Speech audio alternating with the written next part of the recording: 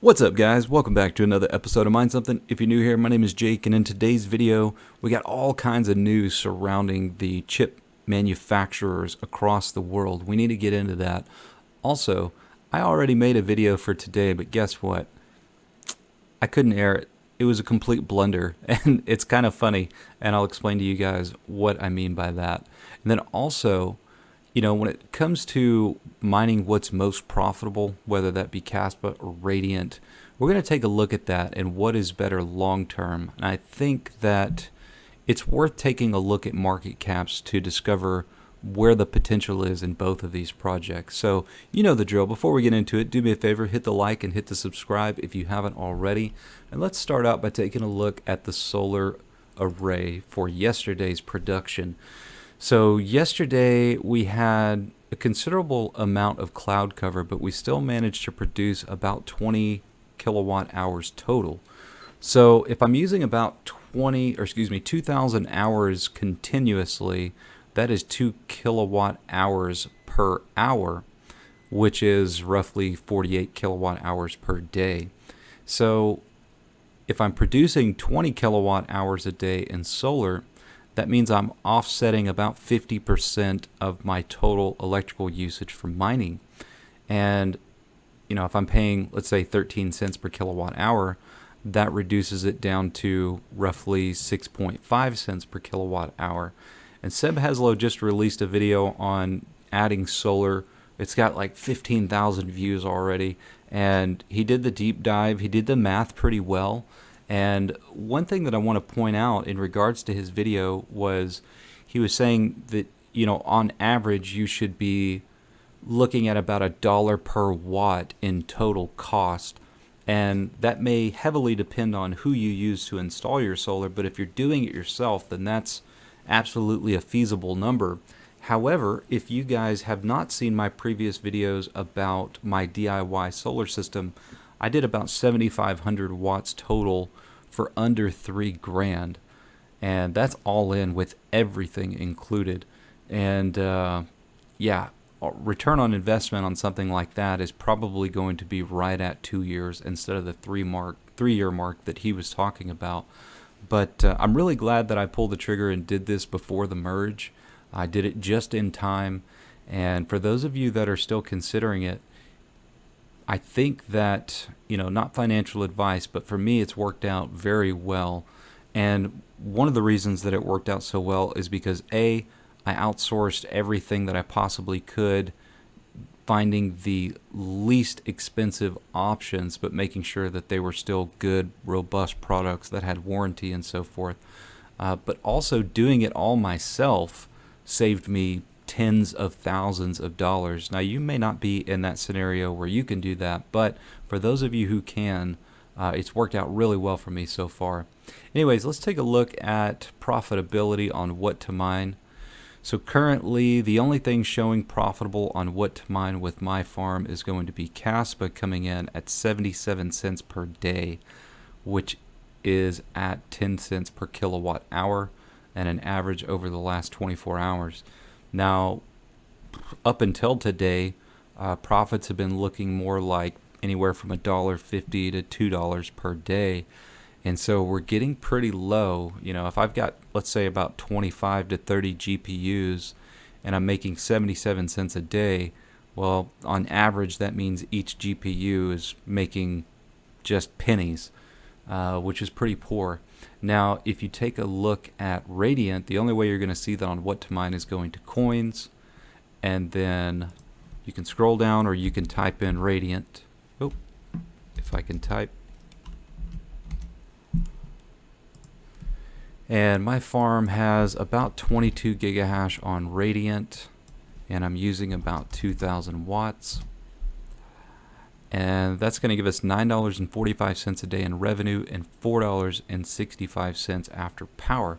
So there's starting to be a widening gap between Radiant and Kaspa. And it's kind of surprising because I think that Radiant's starting to get a lot of attention now, and I think difficulty is going to continue to go up. And I would not be surprised once enough people are aware of Radiant where we start to get to a point where the difference between Radiant profits and Kaspa profits are probably going to be pretty close to the same unless one of these coins starts to pop off. Now, one of the main reasons that profitability is down on Kaspa right now is because of the price of Kaspa. It is taking a little bit of a dip right now, down about 8.5% on the last 24 hours to 0.008 cents. Anyways, we're going to get into which one of these coins makes more sense or has the most upside based on market cap here towards the end of the video, so stay tuned for that. In the meantime, I've got a few articles that I want to cover. This is going to be a lot of reading, so for those of you who aren't here for the news about chip manufacturing, you may want to skip over the next few minutes. So let's go ahead and take a look at this article from Tom's Hardware.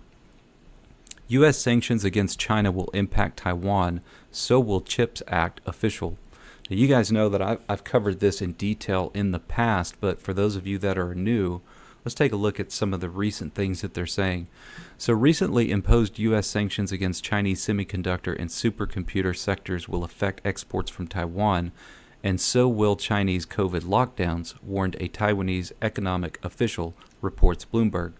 In addition, the U.S. CHIPS and Science Act poses uncertainty to the island's chip makers. Chinese companies buy a boatload of chips from TSMC and UMC, as local makers cannot produce chips made on advanced production nodes.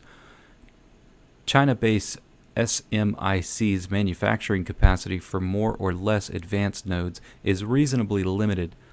But after the U.S. imposed restrictions on the Chinese semiconductor sector, China-based companies cannot buy advanced chips made in Taipei using American technologies, and therefore they do not need some of the companion chips fabbed on mature nodes. Sales of TSMC and UMC will be affected. TSMC high-end AI/ML and HPC processors for companies like AMD, Byron, and Nvidia. Since the U.S. imposed its curbs against Chinese supercomputer segments, Nvidia came up with a cut-down version of its A100 compute GPU called A800, but it will take time before the Chinese clients validate it with their systems. While they are doing it, sales of Nvidia and TSMC will suffer. Chinese anti-COVID lockdowns will also affect sales of chips made in Taiwan because fabs in China reduce production and therefore do not need as many chips as they usually do. Because of restrictions against Chinese supercomputer sectors and lockdowns in China, Taiwan expects its gross domestic product growth in 2022 and 2023 to drop to 3.06% and 2.75% respectively, according to whoever this guy is, head of statistics for the Directorate General of Budget, Accounting, and Statistics. Where do they come up with all these freaking names? Anyway, but while short-term things like lockdowns and curbs will immediately affect sales of chip produced in Taiwan, the country's officials also worry about U.S. CHIPS and Science Act that will encourage companies to build fabs in the USA, a similar move by the European Union. Taiwan has already responded to both acts with tax breaks for chip makers and high-tech companies. Still, it has not announced any grants to semiconductor firms, which worries the government. The uncertainty from these acts will affect Taiwan's production and exports, although the scale of impact is still unclear. So, continuing on, there's another article here from Army Technology that says U.S. won't let China take Taiwan chip markets intact. While speculation continues over the fate of Taiwan's semiconductor factories in the event of an invasion by Beijing, U.S. Ambassador O'Brien emphasizes the importance of denying China the chip-making infrastructure.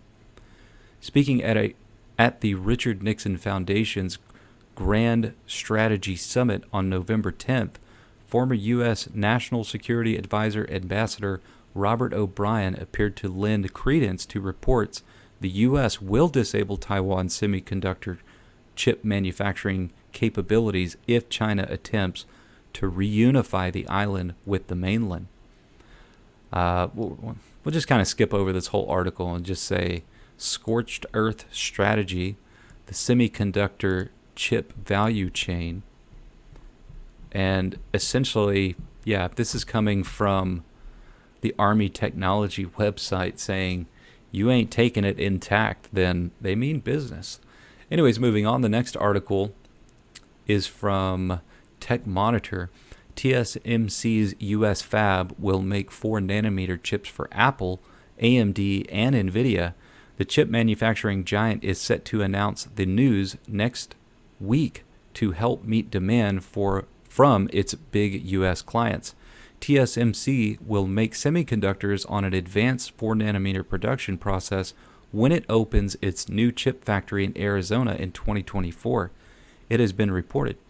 The Taiwanese company had previously planned on a 5-nanometer production line, but has a change of heart at the behest of Apple and U.S. chip designers AMD and Nvidia, all of which are keen to take advantage of the new facility. TSMC Arizona, why the switch to 4-nanometer? Previous public statements from TSMC had said that plant would initially produce 5-nanometer, but according to a report from Bloomberg, which cites sources familiar with the company's plans, this has now been upgraded to 4-nanometer, a process which allows the company to make smaller chips and deliver greater processing power and efficiency. The move is likely to be announced on Tuesday, the report says, when U.S. President Joe Biden and Commerce Secretary Gina Raimondo, I don't know how to say that, visit the site for ceremony. TSMC apparently has been under pressure from its U.S. customers to deliver more advanced chips from the plant. Apple, in particular, is looking to source more components for the iPhone and its MacBook computers from the U.S. after experiencing problems at its largest iPhone factory in China, which is operated by Foxconn. Their supply chain problems and worker unrest caused by China's harsh COVID-19 restrictions have led to shipments of devices being delayed. So if you guys haven't seen what's been going on with China and the protests, it's a big deal right now. Basically, what they're doing is trying to lock workers in the factory without allowing them to go home for weeks on end because of these COVID lockdowns. And it's just absolute unrest over there, guys. A lot of people are up in arms and in protest against Xi Jinping and the Communist Party. And I think Apple is looking at this situation and saying, look, we've got to get manufacturing over in the United States. We do not know what's going to happen over there. And it's getting crazy. Anyways, the next article says 3 reasons Nvidia could crush the market in 2023. And I think this is kind of ironic because this is coming from the Motley Fool, which is basically a news publication to get people to try and invest in whatever they're investing in. These graphics specialists have some notable catalysts that could help it outperform the new year. So shares of Nvidia look set to end 2022 on a high. The stock is up 20% in the past month, and the company's latest results seem to give Wall Street hope that its fortunes could turn around in 2023. However, investors shouldn't miss the fact that Nvidia stock is rising despite reporting terrible results for the third quarter of fiscal 2023 for the 3 months ended of October 30, which revealed a big drop in revenue and earnings. The guidance for the current quarter isn't great either, as Nvidia's revenue forecast of $6 billion points towards a 21% year-over-year drop. The company's earnings could drop 38% over the prior year period to 81 cents per share. Anyways, they've got a couple of things that they're pointing out here. One, server processors could give Nvidia's data center business a big boost. 2, cloud gaming business could get bigger. And 3, the automotive segment is racing ahead nicely. Now, is Nvidia a good bet right now for investors? I don't know. It's tough to say. I mean, obviously, the Motley Fool wants you to think so. And of course, we've had a lot of macroeconomic headwinds pushing all stocks down, and the tech sector specifically has taken a big hit. So it could be a good time to invest. But for me personally, if I was investing in companies like Nvidia, I don't know if I would be willing to jump off the cliff right now, so to speak, in regards to the situation with China, TSMC, the movement of their logistics center. A lot of things up in the air right now, but long term, looking into 2024 and 2025, if these plants in Arizona and Ohio and all of these different things come to fruition, then perhaps, yeah, it would be a good bet now. Also, another article coming out from Tom's Hardware. Bad news for scalpers in Nvidia RTX 4080 eBay sales data. So scalpers love it when objects of desire are in short supply. Sadly, for this buy low, sell high crowd, people apparently aren't very interested in the 4080 during the first week of availability, usually a period of peak demand, especially at this time of year. The hoped for feeding frenzy has failed to materialize. People seem more interested in keeping their cash or opting for a 4090 flagship. If these trends continue, Nvidia and its partners, retailers, and loathsome scalpers will have to reconsider the 4080 pricing. That could result in some scalpers still holding stock bought at premium price. Pour one out for the sorry scalper. Not really. Anyways, the next article actually kind of touches on this, asking, or there was a poll of 11,000 respondents asking what the ideal price for a 4080 should be, and that's coming in between $700 and $800. So if you look at this chart here, you can see that the majority of people think that it should come in at 700 to 800, and a large portion also think under 400. Well, I think that's a pie in the sky dream right there. But ironically, there's a significant portion of people who think that it should be more than 1,400. I think the people responding to that are probably working for Nvidia. But anywhere from 1,000 all the way down to 400 has the majority of the votes here. And another representation of this is a pie chart, and this shows you, roughly about 50% is saying between 700 to 800, and a small percentage saying 600, and another percentage saying 400. But those who think somewhere between 500 and 1,400 are in the minority here. And then the last article I wanted to go over is in regards to used GPU prices in the 30 series. So Nvidia RTX 30 ampere GPU supply evaporates from the market as secondhand prices increase by up to 200%. So is this the beginning of the end for dirt cheap pre-mined GPUs? In a story we wrote just a few weeks ago, you could still buy an Nvidia Ampere GPUs at ridiculously cheap rates. An RTX 3060 could be bought for $150 on November 4th of 2022, and an RTX 3080 Ti could be bought for as low as $369 November 7th, 2022. These are prices which have been slowly ticking upwards since the GPU crash a few months ago, when you could buy an RTX 3060 for just $99 direct from a Chinese crypto mine, presumably. However, something has changed. Since November 4th, in just 26 days, prices have increased by 200% for the Ampere series. The supply available for sale has completely fizzled out, and as of November 30th, an RTX 3060 used is going for $300, and an RTX 3080 Ti is approaching $800 used. New prices of these cards is even higher, with the RTX 3080 Ti now touching $1,200. This is an incredibly sharp hike in prices in a very short span of time, akin to the hike seen during the crypto boom. So what could be the reason behind this? This is where the article turns into an editorial. or speculation. There could be multiple causes, and the reality is likely a healthy mixture of all of these. First, it's important to differentiate between new stock and used stock. There were quite a lot of Ampere graphics cards sitting in a warehouse in the supply chain entirely brand new. Then, there was also a metric ton of used pre-mined Ampere GPUs flooding the market in a quantity which should have been, at least in theory, multiple times larger than the new GPUs sitting in warehouses. From what we can see on eBay, the used eBay supply available for sale is mostly gone, which is allowing users to sell brand new Ampere GPUs at incredibly steep prices. Is it possible that supply equivalent to almost 2 years worth of GPUs dumped from mines is all gone?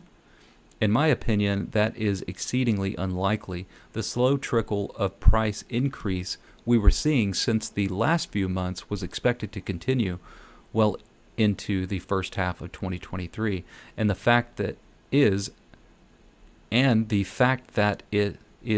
has suddenly evaporated is surprising to me. Another explanation, and the one I believe to be more likely, is that scalpers and investors have started buying up cheap secondhand GPUs in bulk from miners and are reselling them at higher prices. In other words, the lack of secondhand GPUs available for sale is a result of profit taking, and a lot of them might be sitting in a warehouse somewhere. In any case, the situation sucks for the consumer because Nvidia's 4000 series pricing is quite high, and the RTX 3080 Ti, brand new or used, is available for roughly similar pricing. It also means that Nvidia and AMD and Intel will not be facing any pressure to reduce pricing of the RTX 4000 series, something they would have been forced to do if the second-hand GPU market had been viable for another quarter or so. So, if you guys have been paying attention to the videos, this is what I expected. Short term, I thought that prices were going to look pretty good all the way up till maybe first quarter of 2023, but it looks like it's already turning around. And some of that also has to do with Christmas sales, right? I think that they expect that they could get higher prices considering people are going to have to Christmas shop, and that is probably the case. Anyways, moving on, I noticed earlier that Kaspa shows to be offline on Trade Ogre. We've got a couple other ones showing maintenance, but it's interesting that it's showing offline right now considering the price is taking a significant dip. And I'm just curious if anybody else out there is also seeing the Kaspa system offline on Trade Ogre. So if you are or you aren't not having any issues at all, leave a comment down below. Would like to know. And then also, there is a new Kaspa pool that you guys are probably already aware of, but just in case you're not, Hero Miners is offering 0% fees for some time, but it looks like some people were having issues with payouts. Uncle Joe says, I have been mining Kaspa with Hero Miners for a couple of hours already. I set my minimum payout for 150 and I have almost 200 coins already and no payment yet. On their site, it says hourly payment. Anyone experiencing the same issues? And someone said, I went to their Telegram and they seem to be having issues with payments. A lot of people angry there. So, yeah, if you're having issues with Hero Miners payouts, let me know down in the comments below. Also, I noticed that not only did What to Mine add Radiant, but it looks like hashrate.no did as well, which is pretty cool. If you notice, it shows highest profit as Radiant on a lot of these different GPUs. But what's weird is they list the cards in order of the most revenue as opposed to the highest profit, which I thought was kind of interesting. And in most cases, that kind of just lines up. But let's say, for example, if you select the 4090, you'll notice that as far as revenue is concerned, say, for example,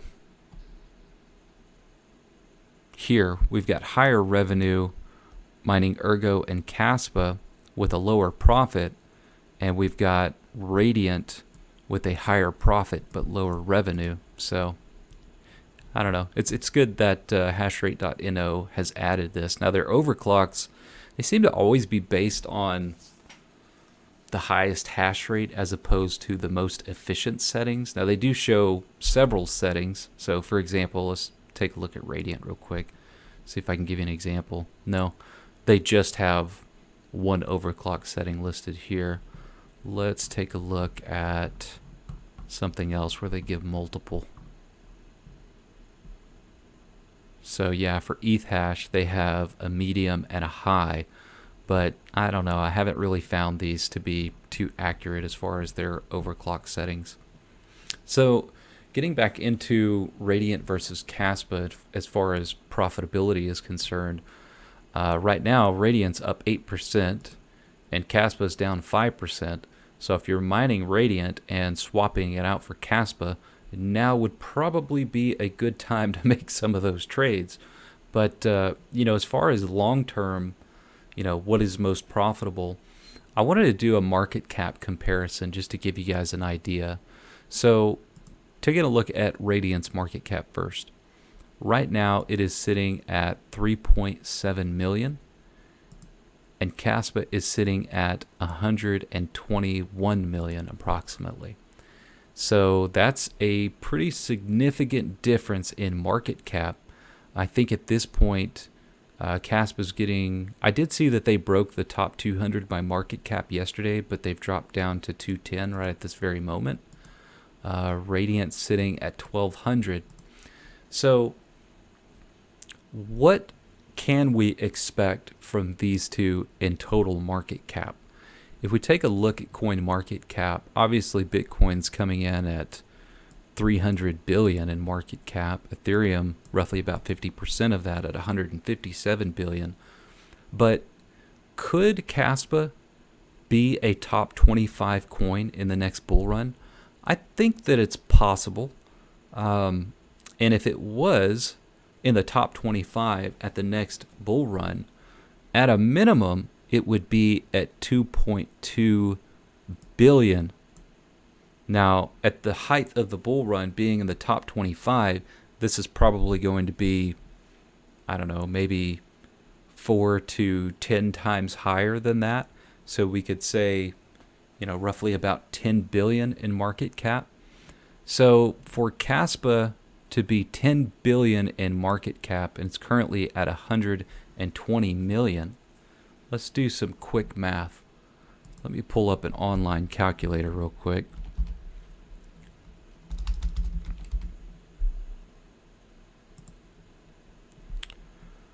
So 10 billion. Oh boy, this is a bunch of zeros. Let's do this.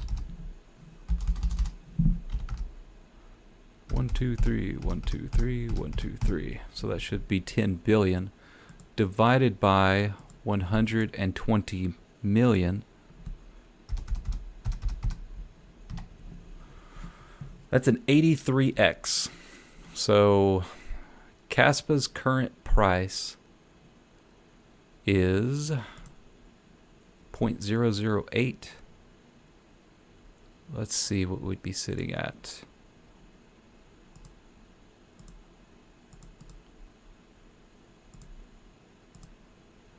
So that would put Kaspa at 66 cents, which, I don't know, that seems like a tall order.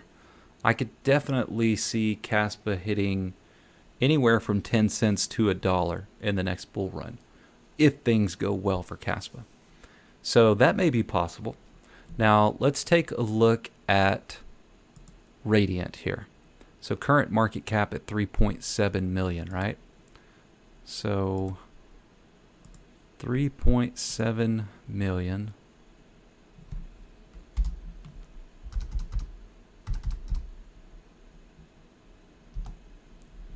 times, let's see, if what do you guys think? You think Radiant could make it to the top 100? That would put it somewhere around like Ravencoin. I think that's feasible in the next bull run if they did really well. So right now, the top 100 would put you at 280 million. But if we're looking at next bull run and we're going to say, try and keep it to a fair comparison like we did with Kaspa, we said that was going to get to a $10 billion market cap, and the top 10 was roughly about 3 billion. So we'll multiply that by 3. So let's say 1 billion. Yeah, let's just go 1 billion. So 1 billion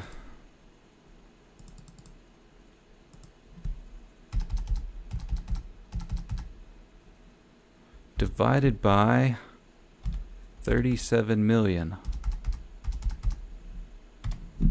That's a 27x. So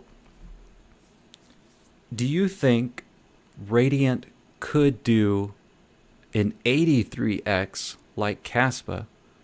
And if not, is a 27x feasible? So depending on where you lie, whether you think it's more likely that Kaspa does an 83x versus Radiant doing a 27x should tell you which one you think will do better long term if you plan on holding. So for me, I'm just going to bet on both. I mean, why put all my eggs in one basket? I'm going to mine both. I'm going to hold both till the next bull run, and we'll see what happens. Anyways, that's all I got for you guys on this video. Hope you enjoyed the content. Do me a favor, hit the like and hit the subscribe on your way out, and I'll see you guys on the next one. Oh yeah, for those of you who stuck around. So last night I recorded a video, and I had already posted it to YouTube, and some of you may have seen it, asking, is the 4080 a flux monster? And I'm embarrassed to say that was definitely a mistake. So I saw this video by Dizzy Mining testing hash rates on Ergo and Flux, and I got so excited because I thought I had just made this amazing discovery that the 4080 was just going to crush it on Flux. But I was wrong. Thank you, Rabid Mining, for pointing this out. I shared the video with him, and thank goodness he looked it over and we caught this. But I was looking at Ergo hash rates, wasn't paying attention to the algo, and I thought we were at like 180 souls at about 160 watts, which was going to give you like 45 cents a day in profit. But yeah, I was dumb. I wasn't paying attention. and yeah, unfortunately, it uses like 300 watts to get, I don't know, roughly like 140 souls or something like that. Not very good at all, which still goes back to, what I've been telling you guys for a while with my charts here, and that is that the 4000 series and the 7000 series is just not looking great, or at least not going to be the savior we all hope they would be. Anyways, I guess the jury's still out on 7000 series, so we'll see before too long. Anyways, I'm out, guys.